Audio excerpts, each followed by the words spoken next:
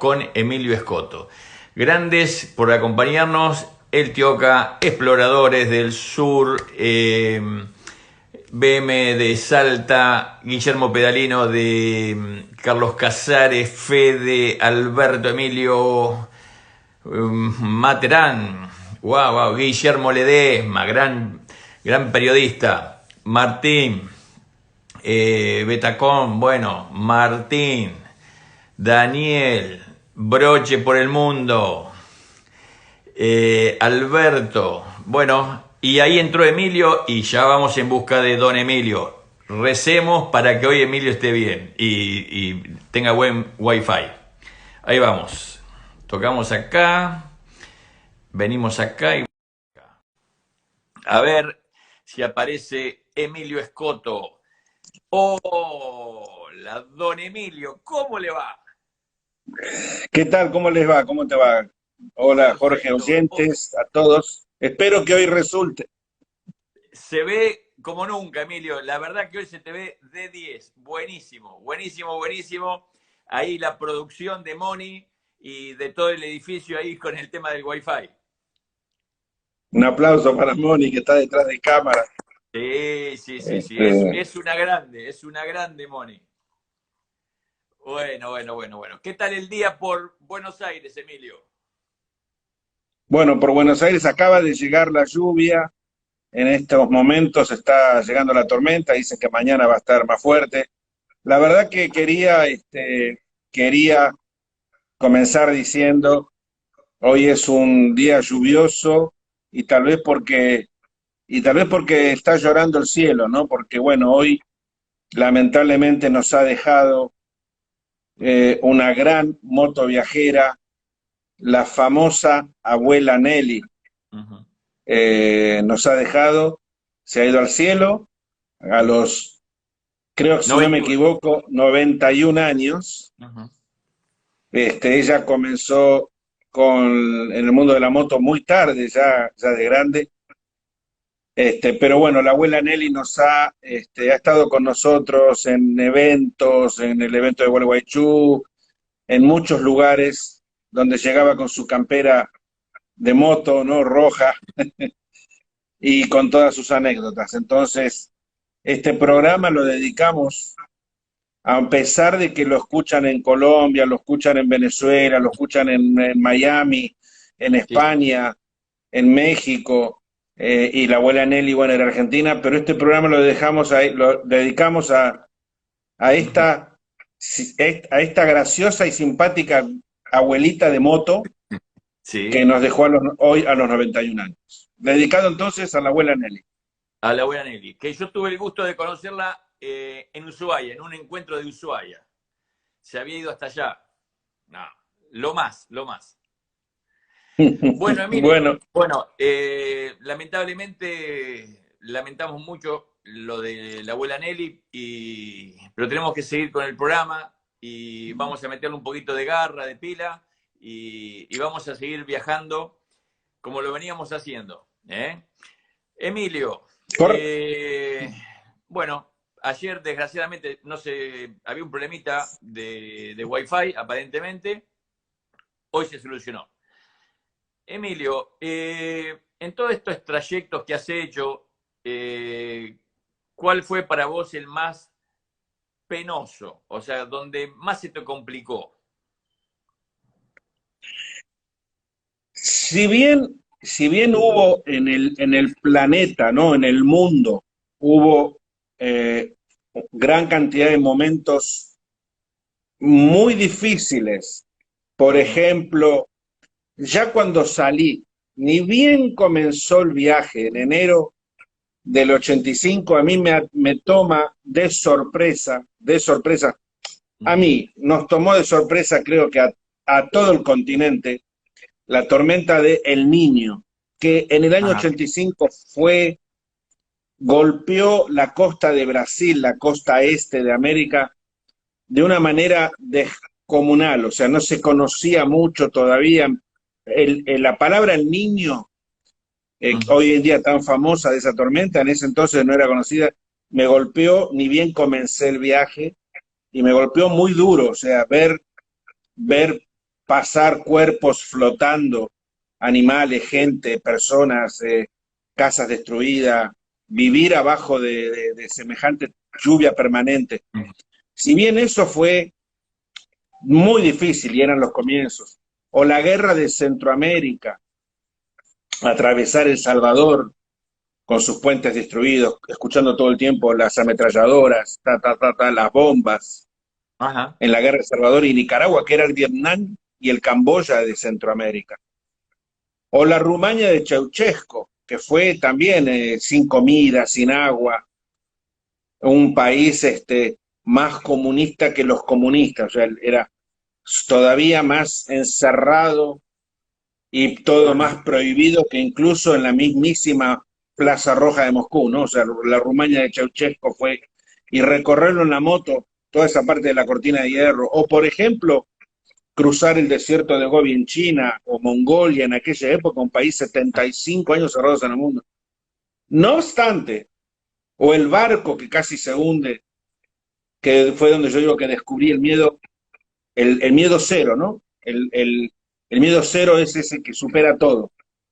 Eh, África fue un continente, sobre todo en aquella época tan especial del continente africano. Hoy África avanzó, el continente avanzó porque por las comunicaciones, por las sumas de dinero, por un montón de cosas África avanzó. Pero en aquel entonces, cruzar los 55 países africanos en moto Ajá.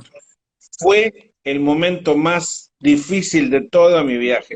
Yo digo que 2 años y un día fueron los que me llevó cruzar los 55 países africanos y yo sobreviví 2 años y un día. Ajá. Vivía por hora, no era que sabía que al día siguiente iba las cosas, que iba a estar en este mundo, era la vida por hora, sobre todo África del Oeste. África se divide en la parte norte, que es la parte más árabe, la parte sur, un poco más blanca, y el África negra central, oeste y este. El África del Oeste, países como Camerún, Liberia, Sierra Leona, Guinea-Conakry, Gabón, Níger, Chad, todos esos países Ajá. fueron extremadamente complicados. Fue la parte más brava en todo sentido, humano, geográfico y climatológico. O sea, se combinaron la tormenta perfecta de toda mi vuelta al mundo, creo que se combinó,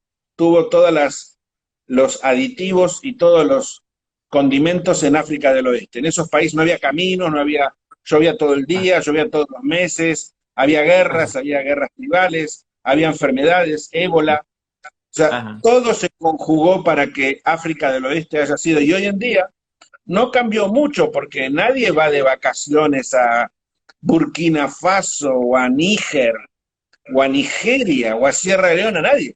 Ustedes nunca van a ver en el planeta Tierra, por más que busquen y rebusquen en todas las redes sociales del mundo, que nadie ofrezca ir de vacaciones 15 días a un hotel en Ajá. Liberia.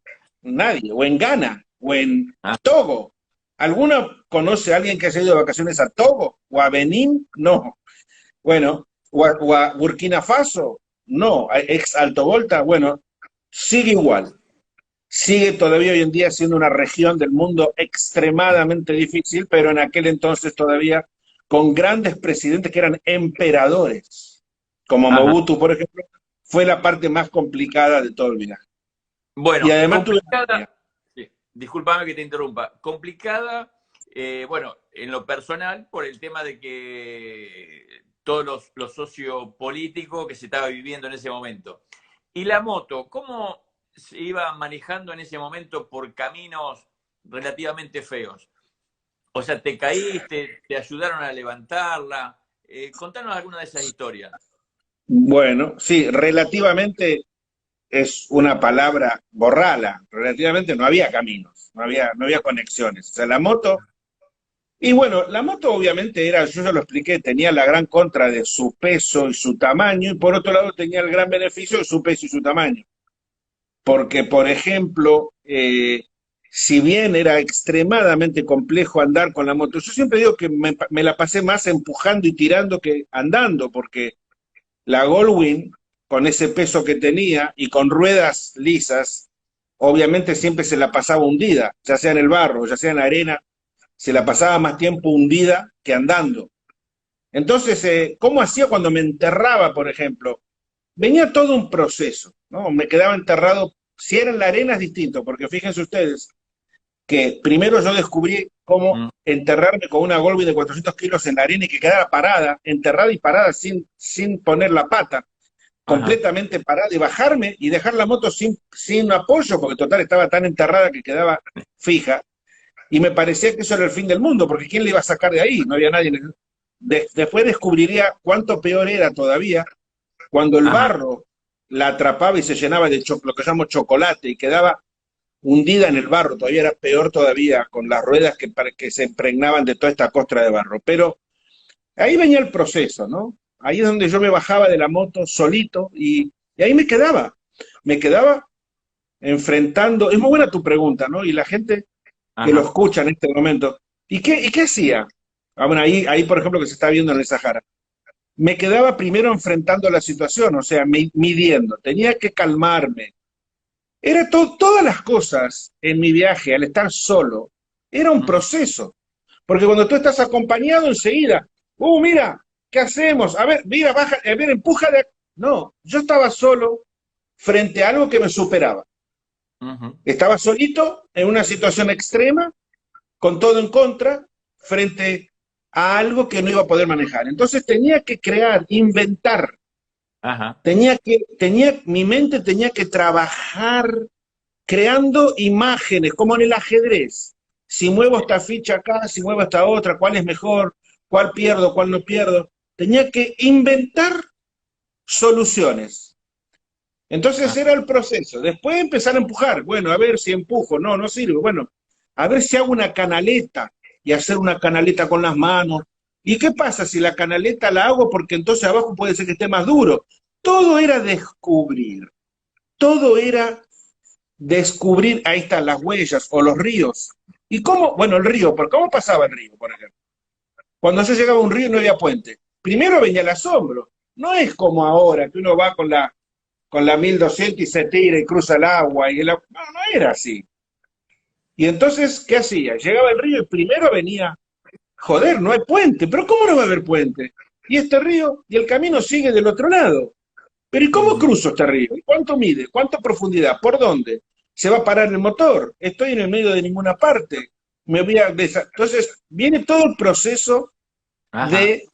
de cómo supero primero a mí mismo, cómo supero la situación, cómo supero el calor, los mosquitos, los babuns que están cerca. ¿Se cortó o me están escuchando No, no, bien? no. Bárbaro, bárbaro. Bien. Espectacular, Emilio. Los babuns que están cerca, que fueron los peores, los animales, los babuns, porque son carnívoros además que me atacaron. Entonces viene todo ese proceso hasta que uno dice, bueno, tengo que cruzar el río. Entonces, ¿qué hacía?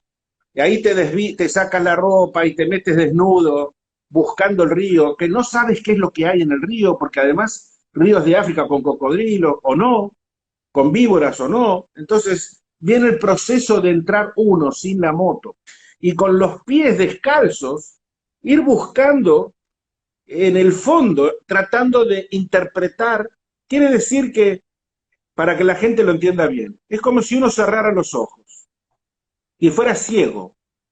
Y entonces tiene que usar sus sentidos, aguzar otros sentidos, porque el de la vista no te alcanza, el de la vista es simple, ahí hay un río, hay un pantano, allá hay selva, Ajá. tienes que abusar otros sentidos, que los dedos de los pies toquen el fondo, que imaginen si las ruedas de la moto van a poder pasar, que imagines cuánto tiempo tiene que estar forzado el motor para que no se llene de agua, porque entonces si el agua toca el filtro de aire, ahí se termina todo y se pierde la moto y el viaje.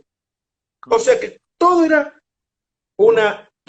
una película donde uno tenía que pasar el proceso y ahí después salir del otro lado. ¿Y cómo es la salida? Entonces después todo para atrás, buscar la moto y sin gran experiencia, porque no es que yo era, la verdad seamos realistas, no es que el que iba a cruzar ese río Era ese que está sentado en esa moto, tiene miedo, tenía miedo y aparte de perder la moto y perder la vuelta al mundo y perder todo y estar ahí, entonces ese que está sentado ahí cruzando ese río no es Indiana Jones. Ese es un argentino, un muchacho con una idea mucho más grande tal vez que sus posibilidades, cruzando un río en África, tratando de que el acelerador esté todo el tiempo acelerado, para que los caños de escape larguen hacia afuera y que el agua no se mete, y rogando que no se le pare el motor, y el agua que subía hacia el tanque. Entonces, bueno, todo eso. Ahora, ¿qué pasaba? ¿Qué pensaba yo? Aparte de en un momento decirme, ¿qué estoy haciendo aquí? También pensaba que, como lo dije en otro programa, yo había venido al mundo para eso. Tenía que Ajá. enfrentar eso, tenía que hacer eso. Había el mundo, Dios me puso en el mundo para eso.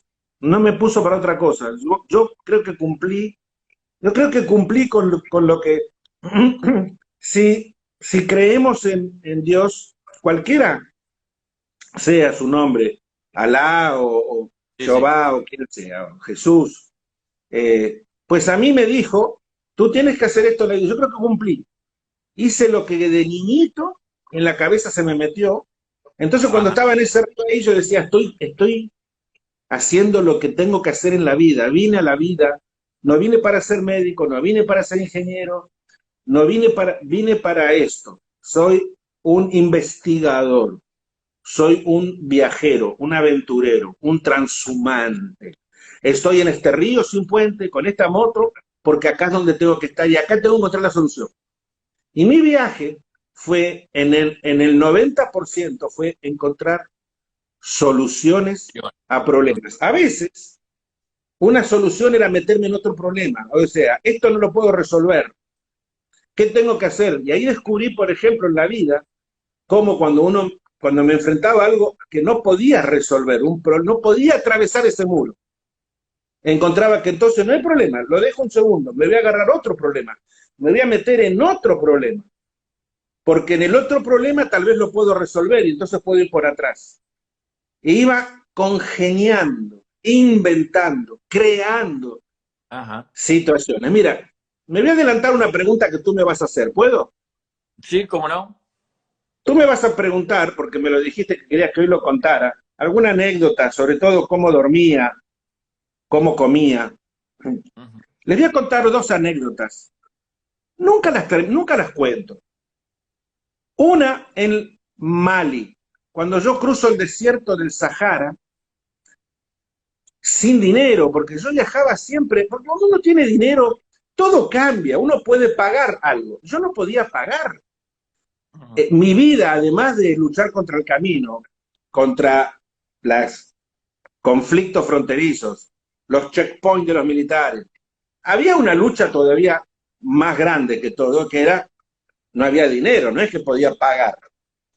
Tenía siempre muy poquititos dólares que los tenía que hacer chicle, muy poquito, y no hay tarjeta de crédito ni nada por el estilo. Y me acuerdo que llego a Bamako, capital de Mali, después de cruzar el desierto de Sahara, y yo tenía, me acuerdo en aquel entonces, tenía $60. Claro, ustedes se preguntarán, pero a ver, ¿qué es lo que Emilio está contando? Llega a la capital de Mali, iniciando su viaje por África, va a recorrer todo el continente africano, y Emilio está diciendo que tenía $60. ¿Cómo es esto? Y es muy buena pregunta la que ustedes se hacen. Y yo les cuento, les voy a contar cómo es. No Bueno. les puedo contar otra cosa, Jorge, yo no puedo contarle a nadie otra cosa que lo que no fue. No, les cuento lo que fue. Les cuento lo que era. Yo tenía $60, como muchas veces tuve menos que eso. Y llego a Bamako con $60. Me pongo a buscar un hotel, porque ¿dónde ibas a dormir? No es que podías ir a un campamento, no hay. No es que en África vos tenés un camping, no existe eso. Ujú. Y si pones la carpa en algún lugarcito, mañana no está ni la carpa ni tus huesos. No es así. No es ir a un camping en Miami. No es así. Entonces buscas que un hotelito, un cuarto donde a la noche, cuando todo oscurece y la ciudad se cierra y vienen en la oscuridad los problemas mayores todavía, uno puede estar encerrado en un cuartito. Ujú. No había. Buscaba y buscaba y buscaba un cuarto. Al final encuentro el hotel más barato de la capital, Bamako, el hotel más barato que se puedan imaginar. Que me habían dicho aparte, ese es el más barato. $50 la noche. Pa. Miren, les voy a explicar cómo era ese hotel. El hotel era tan sucio, tan denigrante, tan deprimente, donde incluso en las paredes había caca pegada en las paredes. El colchón sin sábanas, era un colchón mojado de transpiración. El piso de tierra, cucarachas, gusanos, olor a podrido, caca en las paredes, te lo juro, caca en las paredes. Ustedes miran, Ah, pero sí, sí, pues hombre, era eso. 1988, y bueno, en un barrio con bueno, era eso. Y costaba $50, porque África era un continente carísimo. El continente más caro del mundo era África. No crean que, pero África era muy barato. Todo era carísimo en África, todo era a precio oro. Pago la primera noche, porque era el más barato. ¿Y dónde iba a dormir? ¿En la calle? Que para que me robaran lo poco que tenía, pagué $50. Al día ah, siguiente no me pude quedar ahí y aparte no tenía $50. Y le dije al dueño del hotel, pero mire, no me deja dormir en un banco acá afuera en el patio. No, no, si no me paga los $50. Y acá viene la anécdota. Entonces me fui a recorrer con la moto, la ciudad de Bamako. Y ahí veo el 5 estrellas Gran Hotel Bamako. Un castillo blanco impresionante de 5 estrellas, todos autos de lujo, una piscina olímpica con todas las reposeras. Y entonces me metí con la moto en este enorme palacio, en su ajá. parqueo, en sus jardines. Imagínense que los porteros todos uniformados, ¿no? Como en África de antes, ¿no? Con sus uniformes recibiendo a los blancos. Claro, los blancos son los que van a ese hotel. O la gente de color, diplomáticos, políticos. El pueblo no accede. Me metí la moto, Saif, me dijeron, y entré, ¿no? Boana, entré con la moto, la estacioné entre los autos, me agarré un bolsito y entré al lobby del hotel. Impresionante, sillones de cuero blanco, televisor con CNN, 1988, ¿eh? Una recepción, columnas, un lujo y lleno de gente muy bien vestida, de corbata, diplomáticos, embajadores, periodistas, cónsules, comerciantes. ¿Y yo qué hago? Entonces, ni iba a preguntar el precio a la recepción. Y entonces le digo a la recepcionista si puedo hablar con el gerente. ¿Por qué asunto es? No, pero esto es privado. Yo finalmente hago una historia corta, llego al gerente. Gerente francés, una cadena francesa. Le explico y le digo si me da una noche gratis, entonces yo le hago publicidad en la revista que yo escribo. El francés me dijo que no, que lamentaba mucho, que no, pero que no podía hacer eso, que no me podía dar gratis. Bueno, reboté, me voy. Vuelvo a la recepción y digo, ¿y yo dónde voy a ir esta noche? Digo, no importa, esta noche vuelvo. Me fui a recorrer la ciudad, a la noche a la bajada del sol volví. Me senté en un sillón de cuero de la recepción y me puse a ver CNN para ver qué pasaba en los países, en la guerra de Angola, por ejemplo, porque yo tenía que ir para ahí. Me veo CNN. Y frente mío, un restaurante impresionante, con todas mesas redondas con manteles blancos, cubiertos de plata, copas de cristal, lleno de gente. La Ajá. comida iba y venía, buffet, lleno de comida francesa. Y yo miraba a la gente entrando y saliendo. Y ahí estaba Emilio Scotto sentado en el sillón de cuero, ahí el aventurero, con tremenda moto y afuera, pero sin un centavo. Y dije, yo voy a dormir acá. Yo voy a dormir en este hotel. Hoy duermo en este hotel.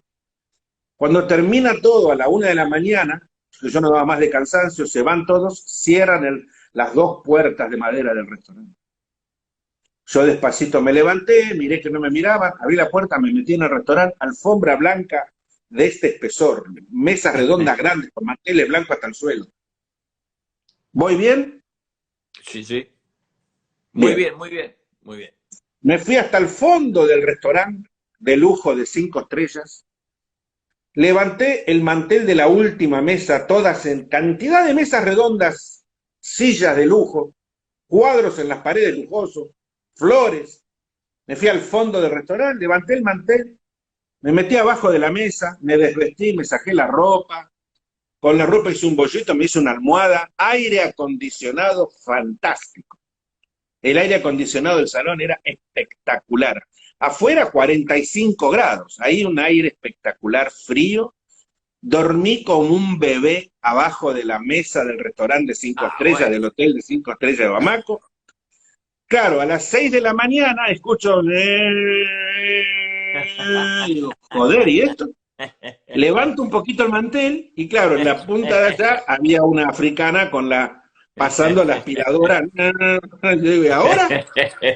¿Y ahora qué hago? Me empecé a vestir abajo de la mesa, me visto todo, Sí, sí, mirando sí. yo, cuando veo que está de espaldas salgo con mi Ah. bolsito, y desde el fondo del salón, imagínate la mujer con la máquina me mira y yo le hago bonjour, madame, bonjour, y paso abro la puerta, salí, Sí, sí, me sí. fui al No, baño, no, que no. los baños en los hoteles 5 estrellas son espectaculares.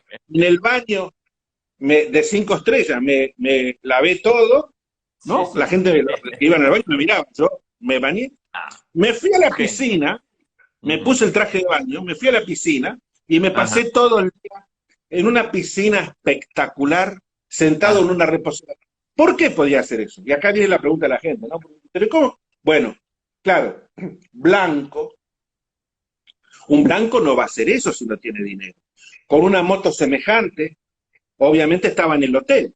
Sí, sí, Yo no sí, sí. estaba en el hotel. Pero ¿quién lo sabe? El que trae los traguitos Me traían tragos, que yo, por supuesto, no, no, gracias, gracias, porque ¿qué número de habitación? No, no tenía habitación. No, Claro. no. O sea, no tomé nada, pero te traían, me acuerdo que te regalaban botellita de agua a los huéspedes. Entonces me dejaban una botellita de agua. Yo, chocho, fresca, fría. Piscina, Claro. fresco. Bueno, esa noche, esa tarde, vuelvo al gerente del hotel. No le dije que había dormido en su hotel la noche anterior. ¿Por Ajá. qué él me había dicho que vuelva al día siguiente? Esa noche él me dio una noche, dos. Me regaló 2 noches de hotel en un cuarto. Nunca se enteró que yo ya había dormido en su hotel. Está bien, en el restaurante abajo de una mesa. Y esto que les cuento es porque era otro mundo. Era un mundo donde no había viajeros. Era muy raro encontrar a alguien. No es que se Ujú. juntaban varios viajeros en un hotel y entonces era tan extraño que en realidad yo pasaba desapercibido. Por un lado era bueno y por otro lado Ujú. malo, porque al no haber viajeros tampoco la gente tenía la idea de un viajero. Ajá. Y cuando te acercabas a hablar con alguien y les explicabas lo que estabas haciendo, era como una desconexión. La gente, la vuelta al mundo. ¿De dónde? De Argentina. O sea, ¿cómo que la vuelta al mundo? ¿Cómo que? Entonces, por un lado era bueno, porque cuando uno iba a pedir, cuando yo descubrí que tenía que perder la vergüenza, tenía que pedir. La gente se pregunta, ¿cómo vivía Emilio? Mangueaba. La Ajá. verdad, una vez un tipo en California me dijo que yo había sido el gran mangueador. Yo mangueaba, con mucho respeto, con mucha inocencia, y no pedía dinero ni nada. ¿Saben qué mangueaba? Cuando me peleaba en una esquina con la moto, un lugar donde dormir. Mangueaba, ¿saben qué? Yo no pedía que me llevaran. Cuando me hacían preguntas, contestaba las preguntas y las contestaba con gracia, con entusiasmo, para que esa persona que me escuchaba se entusiasmara y me adoptara y me llevara. Eso era mi Ajá. mangueo, pero también tuve que manguear, si usamos la palabra vale, pedir a las Ajá. líneas aéreas, porque uno de los conflictos más grandes de mi viaje fue cruzar océanos. Los barcos no te cruzaban. No es como ahora que vas a un puerto. Los puertos eran lugares prohibidos en el mundo. Prohibidos. Los puertos eran lugares de espionaje. Hoy Ujú. en día en el mundo no hay espionaje. No está la Unión Soviética, no está la pelea de la Guerra Fría, los misiles de Cuba. No existe todo eso. Hoy en día los puertos, los barcos de pasajeros, no, Ajá. no había. No se podía ir a los puertos eran Ajá. lugares críticos, eran militares casi siempre. En todo el mundo, en Europa también, un puerto español era un lugar crítico. No es que uno iba a entrar a un puerto a hablar con los capitanes de los barcos, no. Y los barcos de carga no querían llevar a nadie, no me querían llevar. ¿Por qué no me querían llevar? Por el tema de seguros. En aquel entonces las compañías navieras no llevaban gente en sus barcos por cualquier accidente que hubiera. Entonces, conseguir un Ajá. barco era imposible. Hasta que descubrí que las líneas aéreas, alguien que alguna vez me dijo, ¿por qué no fuiste a pedir una? Digo, ¿qué avión? ¿Qué avión me va a regalar? Y empecé a ir a pedir a las Sí, sí. líneas aéreas. Mire, yo no quiero hasta Madagascar, Reunión, Seychelles, Maldives. Pedir a las líneas aéreas se me hizo un hábito para cruzar océanos. Mira. Rebotaba muchas veces, pero Sí, otras sí, veces pero le bueno. llamaba tanto la atención que alguien viniera a pedir llevar la moto. Aparte la moto, ¿y la moto cómo va? La línea me preguntaba, ¿y cómo va la moto esta? No, mire, la moto la metemos por la puerta y la atamos con unas sogas, y, o sea, todo era a ir creando, eh, Sí. haciendo este ovillo que se transformó en la vuelta al mundo en la Princesa Negra, en la Goldwyn. Entonces, y comer, y comer. Yo te contaba, Jorge, fuera de cámara, y les iba a contar esta otra anécdota. ¿Cómo comía? Y vuelvo al tema de África. Por ejemplo, Abiyán, capital de Costa de Marfil. Franceses, mucho dinero. En ese entonces la moneda se llamaba franco CFA. El franco CFA, franco africano, estaba basado en el Ajá. franco francés. Hoy en día no existe el franco francés, ¿no? Pero piensen que en mi época todos los países tenían una moneda, no es como que el euro, el dólar. Cada país tenía una moneda. Bueno, en ese franco CFA. Claro, franceses, mucho dinero. Muy buenos Ajá. restaurantes, muy buenos hoteles. Yo no tenía, entonces, ¿qué hacía? Me iba a comer a donde comían los africanos. Las africanas, ustedes lo han visto en películas, que cocinan en la calle con las ollas, esas ollas negras y el fueguito abajo de la olla, y cocinan esos guisos, ¿no? Algunas comidas, te diría que ricas, extrañas, picantes, muy fuertes, muy picantes, por toda la influencia que tiene África con la India, ¿no? Muy Sí, sí. picante, con ajíes, picantísimos. Algunas que olían espantoso, que uno no sabe lo que les ponían. Con ratas que caminaban, tú las veías. Es más, le daban de comer a las ratas, le tiraban comida ahí a las ratas para que limpien. Las ratas comen y limpian el lugar en todo caso. O sea, entonces yo iba abriendo, a ver, abra la olla y en otro idioma, además, en Wolof o en, o en, o en Mambete o en Mambale. O sea, Disculpame que te interrumpa. La pregunta que me hace acá un amigo, Miguel, es ¿cómo te lo arreglabas con el tema de los idiomas en ese momento? ¿Vos sabías español, argentino, porteño y qué otro idioma más sabías? bueno, yo ahí fue donde comencé a imparar el francés, a aprender el Ah, francés africano. De hecho, cuando después, años después después de mi vuelta al mundo, viví en París, me decían, tú tienes un acento africano, claro, porque yo aprendí a hablar francés en África, entonces tenía el acento de los africans, de los negros de África. Y bueno, ya ahí comenzaba yo a entenderme en francés bastante bien, pero con ese francés yo podía, obviamente, manejarme con la gente de cierta clase, pero con la gente donde yo me movía, a veces cuando me tenía que mover. Por ejemplo, el caso este que yo les cuento. Durante el día, el cónsul argentino, me acuerdo, me había llevado a comer a un restaurante impresionante, pero no me llevaba todos los días, me llevó una vez.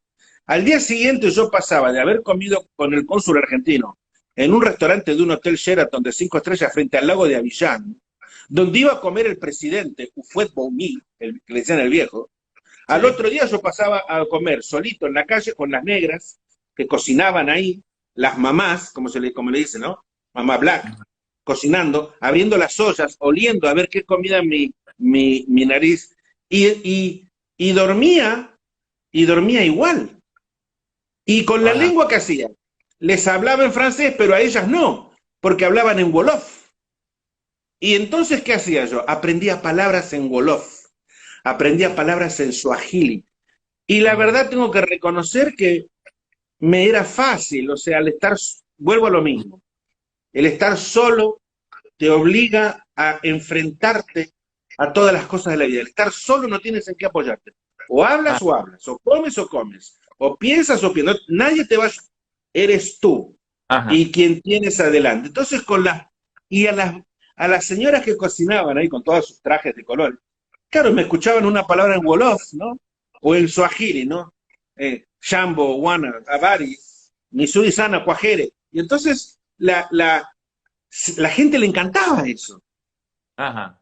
Y hasta me regalaban, claro, porque aparte qué raro, imagínense, un blanco acá que venga a comer de esta olla, en la calle, Qué con las increíble, ratas, ¿no? qué increíble.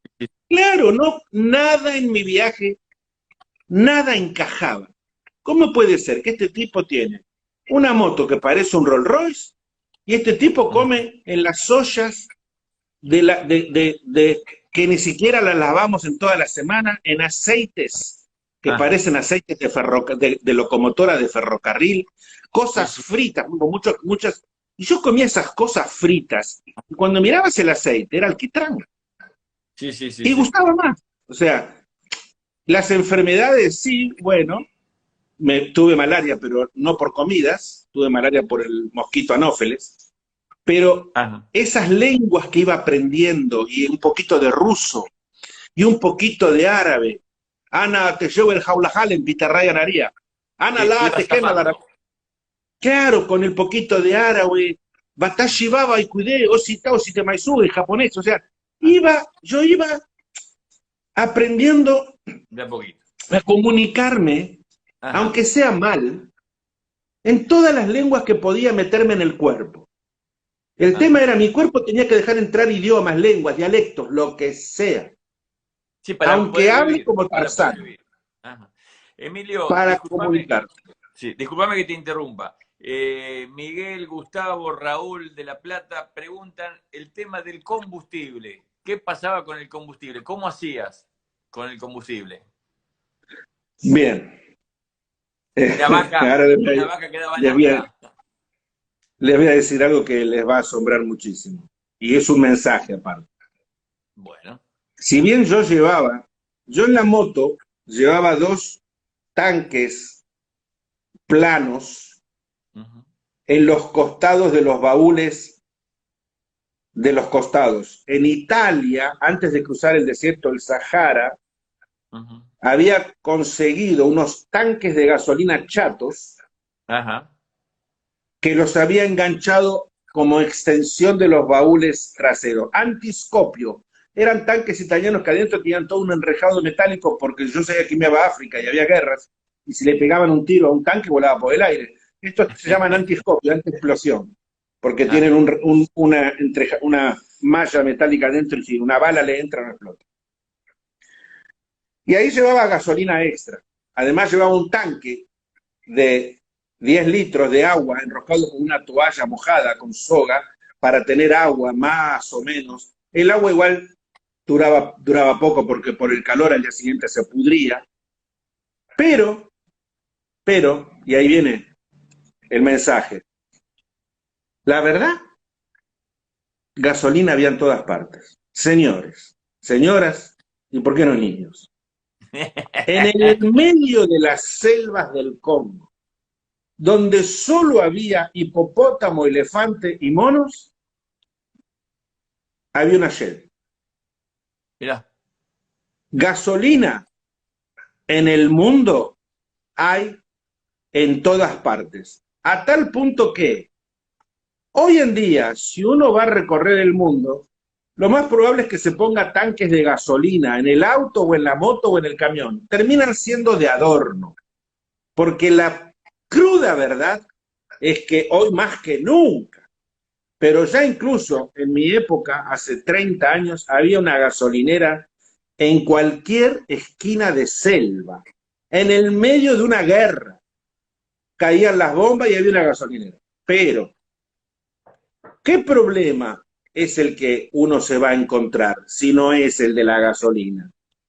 Si el tanque de gasolina extra en realidad sobra, Uh-huh, agua, no hay agua. El uh-huh. gran problema que yo tuve recorriendo el mundo fue el agua, a tal punto que tuve que acostumbrarme a no beber. Hoy en día muchas veces me olvido y mi mujer me dice, tenés que tomar líquido, porque tuve que acostumbrarme a pasar grandes temporadas o todo el día sin tomar líquido.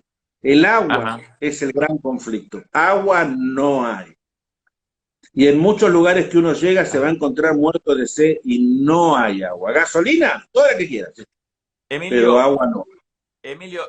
pero la gente pregunta cómo pagabas el combustible. ¿Te lo regalaba alguien? ¿Así? Buena pregunta. Obviamente estamos hablando de, si calculamos que mi viaje duró 10 años Ajá. y lo ponemos en días, deben ser como, no sé, como 4.500 días, no sé, más o menos. Imagínense cuántos tanques de gasolina, fíjense, 42.500 litros de nafta, de Ajá. gasolina, que fue lo que usé en mi viaje, 42.500 litros. Contestar cómo lo pagaba sería, porque un tanque lo pagaba con mi dinero, el otro tanque ya lo tenía y me lo regalaban. El Ah, otro claro. tanque, o sea, cómo llenaba el tanque era una cosa que todos los días era también, era nuevamente, era otro descubrimiento. Ir a una gasolinera y, por ejemplo, decir, me pone 3 litros y el tipo preguntarme, ¿pero usted dónde va de acá? No, voy hasta, pero tiene como 200 kilómetros. Sí, bueno, ¿y por qué 3 litros? Y porque, No tengo ¿qué? plata. ¿No tiene dinero? Y no, no, hombre. Y entonces te llenaba el tanque, el de la gasolinera te llenaba el tanque. Ah, qué bueno. O te lo regalaba una iglesia que Ajá. habías dormido y al día siguiente las mismas monjas, las monjitas francesas en Camerún, que me regalan el tanque de gasolina.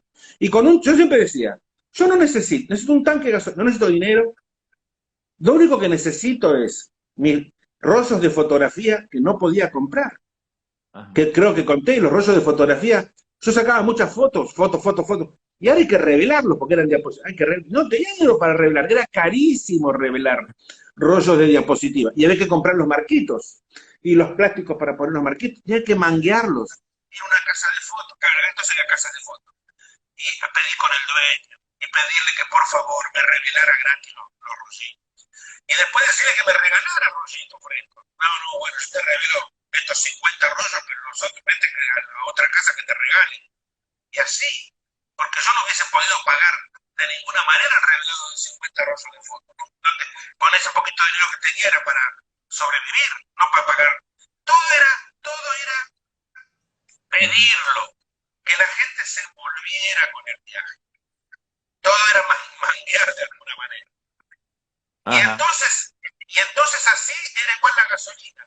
Alguna vez me encontraba con que podía llenar el tanque, otra vez dependía de que algo sucediera.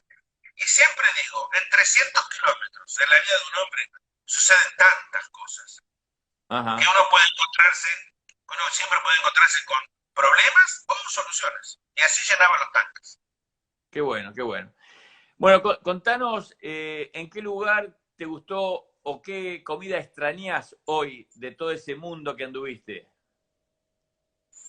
Miren, yo comí la comida más fea y la más rica del mundo en toda mi vida.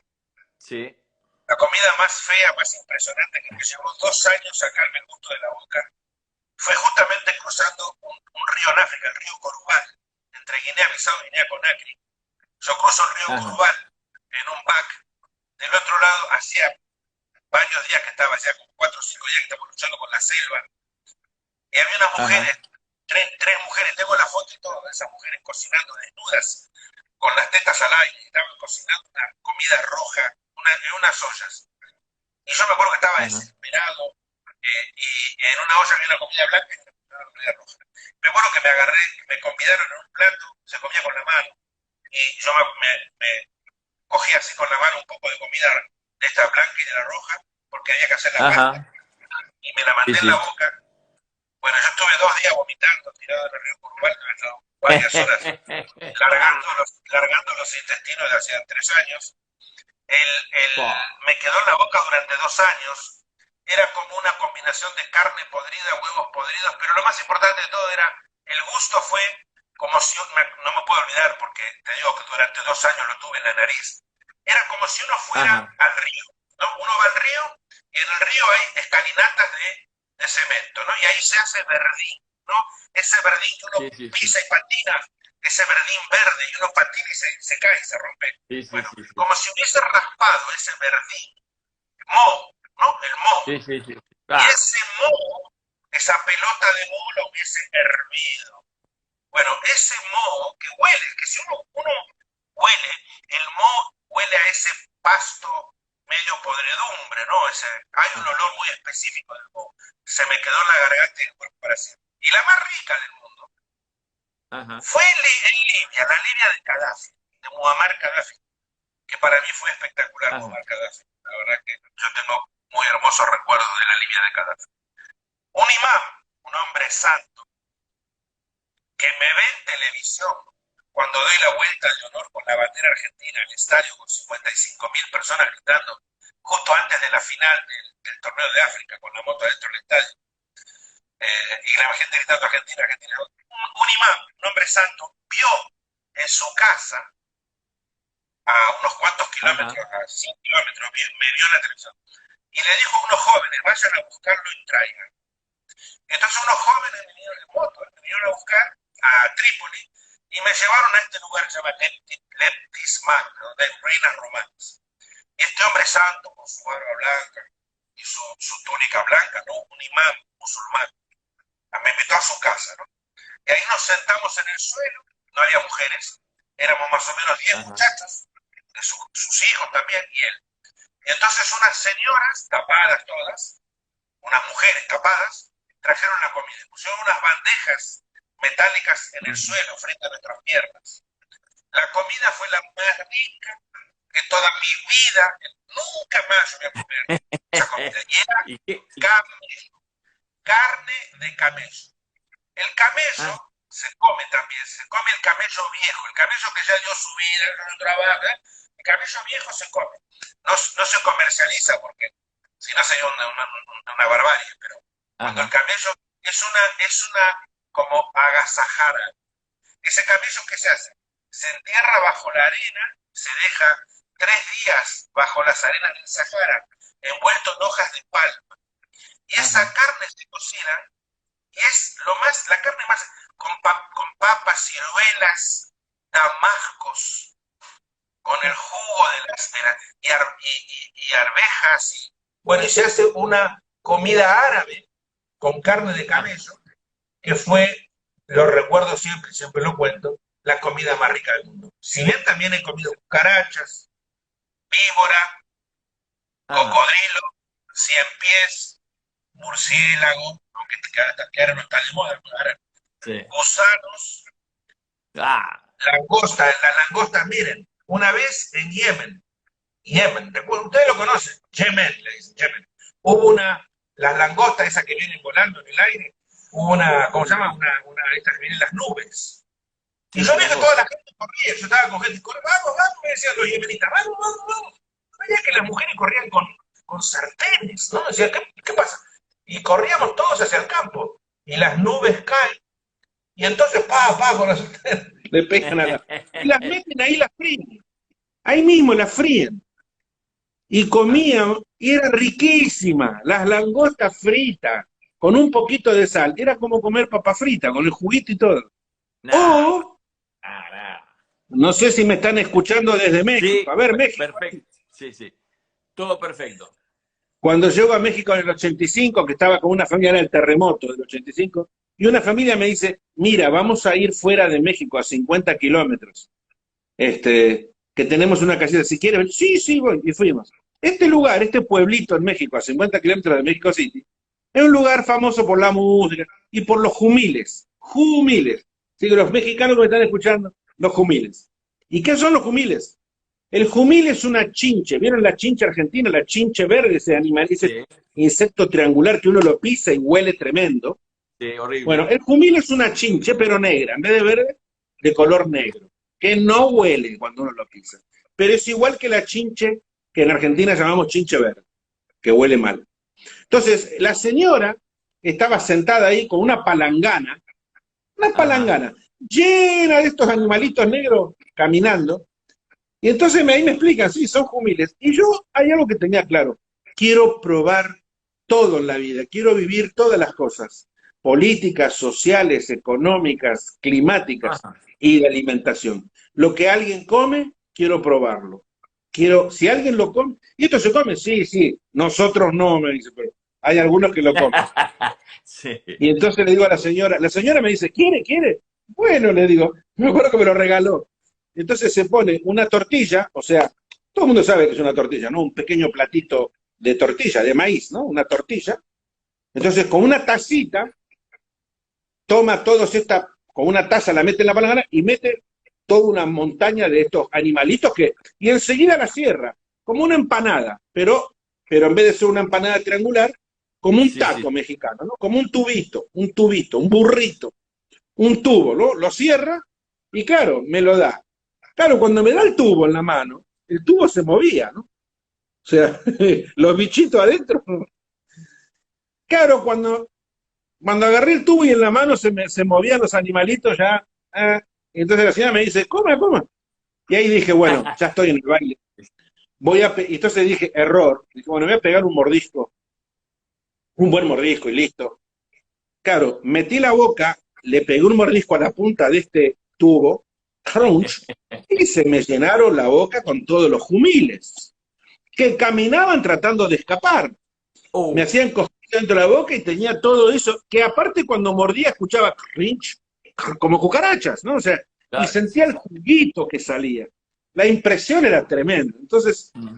a todo esto, lo otro que tenía acá, se me escapaban por todo el brazo, me quedaba negro, de todos los jumiles que iban. Y la mujer que me decía, coma, coma, chupe, chupe, me decía, chupe, que se le escapan, no que chupe, que se escapen, que vuelvan a la vida con los que tengo en la boca, ya no sé qué hacer. Así que con los dientes masticas, pero despacito, con el crunchy, y ahí fui tragando jumiles. Todos estos tipos de comida era Ah, parte de la investigación también del mundo. mira qué bueno. Emilio, la otra pregunta es, ¿cuál fue el último día? ¿Cuál fue el último día que... bueno. ¿Cuál fue el último día que sacaste la llave de la princesa negra? Como comía jumiles y dormía debajo de la mesa, me imagino que queda mejor que parezca el loco de, ¿no? Sí. Vamos a hacer reír un poco a la gente. Bueno. Te, No te le- decía, acá me preguntaba Héctor de Salta, de BM Exclusive de Salta, me preguntaba cuál fue el último día que sacaste la llave de la princesa negra. Muy buena pregunta, muy buena pregunta. Yo termino el viaje, termina en el Ovel. En realidad, mi vuelta al mundo tuvo tres finales, Ajá. que no fue que yo las programé, sino después producto de lo que sucedió a Sí, esa sí. altura del viaje. Piensen ustedes que mi vuelta al mundo había salido ya salía continuamente en revistas, sobre todo de Europa.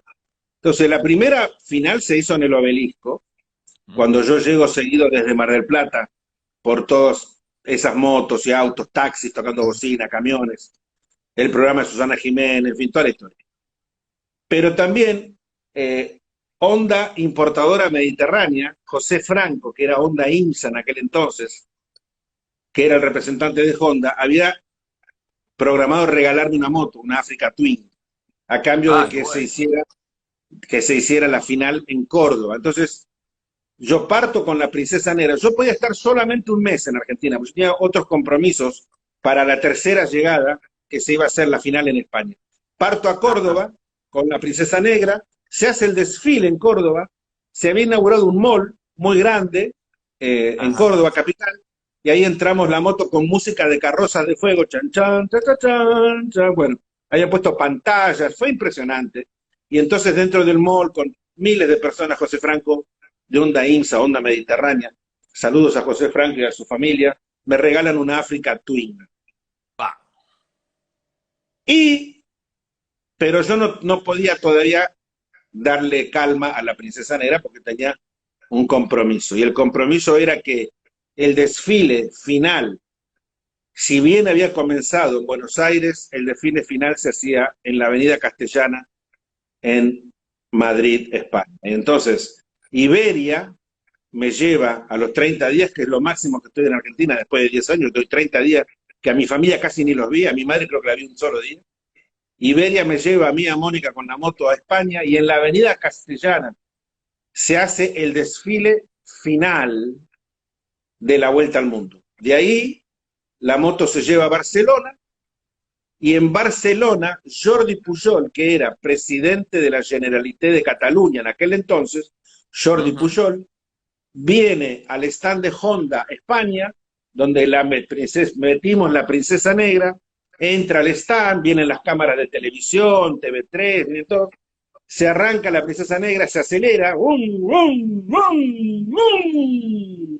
Y ahí Jordi Pujol gira la llave de contacto y apaga el motor para siempre. O sea, Jordi Pujol fue el que cerró el contacto, la última vuelta de la moto la cerró en el Salón de la Moto, en el Salón de la Moto, que es muy importante todos los años, el Salón de la Moto de Barcelona, de la moto y del automóvil, ¿no? O sea, que es combinado, se cerró en frente a las cámaras de televisión para siempre. En 1900, o sea, eso fue en abril, en mayo de 1900, mayo o junio de 1995. Y ahí, ¡ah! ¿La extrañas? Esa foto que están viendo es la llegada al obelisco. La moto está a 45 minutos de Las Vegas, en Arizona, perdón, en Nevada, en un casino, hotel que se llama Riverside, que es el más alto, frente al río Colorado. Así que la moto tiene todo un ventanal de vidrio mirando el río Colorado, está sobre una plataforma girando, hay 300 fotos en la pared, hay un maniquí que me representa vestido con el casco y todo, y la moto está admirada, van las cámaras de televisión, van 1000 personas por día a ese museo. Entran de 1000 a 1200 personas diarias, todos los días, a admirar la Princesa Negra. Bueno, hay otros autos, ya lo conté, creo, está el auto de John Wayne, el de Regreso al Futuro, hay una moto de los tres chiflados, cuando andaban los tres juntos arriba de una moto, el de Regreso al Futuro, el de Busco mi destino. Hay muchos autos famosos de actores antiguos, y la moto, y la Princesa Negra es la reina en el tercer piso del Riverside Hotel en Laughlin, Nevada, frente al río Colorado, camino al Gran Cañón, camino a Las Vegas. Sí, ahí está la Princesa Negra admirada en un retiro espiritual que está en venta, además. Bueno, no sé si saben. La última pregunta, porque nos faltan 2 minutos, Emilio. Ya me avisaron. 2 minutos, la última pregunta. ¿Volviste a ver la Princesa Negra? Todos los años que yo tengo un tour de Ruta 66 donde llevo gente que están escuchando mucho, todos los años vamos, los hago entrar, porque está protegida con los permisos del hotel, los hago entrar a la gente que llevo y todos nos sacamos fotos con la princesa. Le paro el contacto para que nos gire y nos sacamos fotos con la Princesa Negra. Hay mucha gente que ha viajado conmigo que tiene fotos hay actores que tienen fotos con la Princesa Negra. Invitamos a toda esa gente que la suba las fotos. Que suba esas fotos en la Princesa Negra. Vamos con la princesa. Bueno, Emilio, esto se termina. Te doy el minuto para que te despida de todos nuestros amigos que estuvieron ahí expectantes, con 1000 preguntas, 1000 respuestas de parte tuya, espectacular. Y le decimos que la semana que viene, el día martes, vamos a hacer el broche de oro de don Emilio Scotto y la Princesa Negra. Perfecto, los saludo, me despido. Nuevamente, programa dedicado a la abuela Nelly en memoria de ella. Gracias a todos ustedes por escucharme. Besos, hasta la semana que viene con más historias. Los esperamos, el viernes 19:30 con Germán Gunter, un tucumano que iba atrás de Emilio y su sueño era alcanzar a Emilio. Hasta el viernes 19:30. ¡Chao!